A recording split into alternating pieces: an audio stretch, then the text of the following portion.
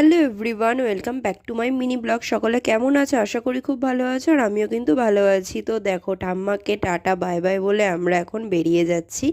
দিনটা ছিল রাস পূর্ণিমার পরের দিনকে আমরা সকলে রেডি হয়ে চলে যাচ্ছি রাসে। কারণ ফুলিয়াতে থাকি, আর শান্তিপুরে রাসে না গেলে হয়।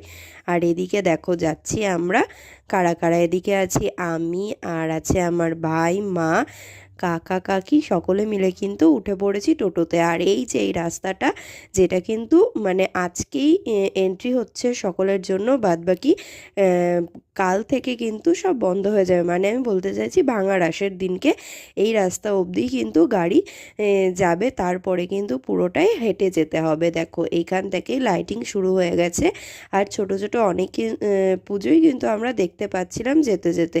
তো ফাইনালি কিন্তু আমরা পৌঁছেও গেছি। এদিকে প্রথমে আমরা চলে এসেছি একটা প্যান্ডেলে, যেখানে মহাভারতের বিভিন্ন চরিত্রকে ফুটিয়ে তোলা হয়েছে, আর তার সাথে কিন্তু করা হয়েছে বজরংবলীর পুজো। রাস মানে কিন্তু বিভিন্ন প্যান্ডেলে বিভিন্ন ধরনের পুজো করা। এটাকে অনেক ভালো লাগে। একটা উৎসবে গিয়ে অনেক রকমের ঠাকুর দেখতে পাওয়া যায়। তারপরে চলে এসেছি আরও একটা প্যান্ডেলে। এখানে হয়েছিল এই ঠাকুরটার নাম আমি বলতে পারবো না। একদিকে মহাদেব আর একদিকে ছিল শ্রীকৃষ্ণ। তোমরা যারা জেনে থাকবে তারা অবশ্যই কমেন্ট করে জানিও।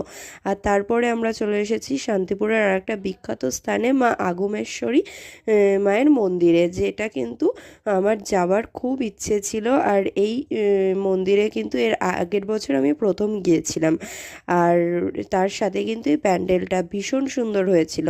আর তারপরে ওই প্যান্ডেল থেকে ঘুরে আসার পরে এখানে আমরা চলে এসেছি আর একটা গোসাই বাড়িতে, যেখানে কিন্তু অনেক লোকের ভিড় ছিল। আর সকলে মিলে দেখছিলাম যে সকলে মিলে এখানে মানে রাত্রে থাকবে এমন একটা বিষয়। আর শুধু ঘুরলে হবে, তার জন্য কিন্তু খেয়ে নিলাম ফুচকা। ফুচকা খেয়ে নেওয়ার পরে কিন্তু আমরা আবারও বেরিয়ে পড়েছি ঠাকুর দেখতে।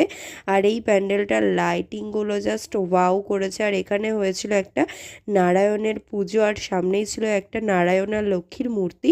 খুবই সুন্দর লাগছিল প্যান্ডেলটা দেখতে, আর সাথে তো ঠাকুরটাও দুর্দান্ত হয়েছিল। আর তারপরেই কিন্তু আমরা আবারও বসে পড়েছি খাওয়া দাওয়া করতে, কারণ রাত তখন অনেকটাই হয়েছিল। আর এদিকে আমার ভাই নিয়েছে স্প্রিং পটেটো, যাই হোক কিছু একটা বলে, আমি অত জানি না এই খাবারটার নাম। যাই হোক, তারপরে গিয়েছিলাম আমরা রাতে ডিনার করতে শান্তিপুরের ভোজবাড়িতে। তোমরা কারা কারা গেছো অবশ্যই কিন্তু কমেন্ট করে জানিও। আমি সেদিন প্রথম গিয়েছিলাম, আর জানি না আমার কেন গিয়ে এই দোতলায় উঠতে দিয়েছিল, আর আমার মাথা ঘুরছিল জানি না। হঠাৎ করেই দেখো ডিনার করে কিন্তু বাড়ি চলে আসলাম। আর ভিডিওটা কেমন লাগলো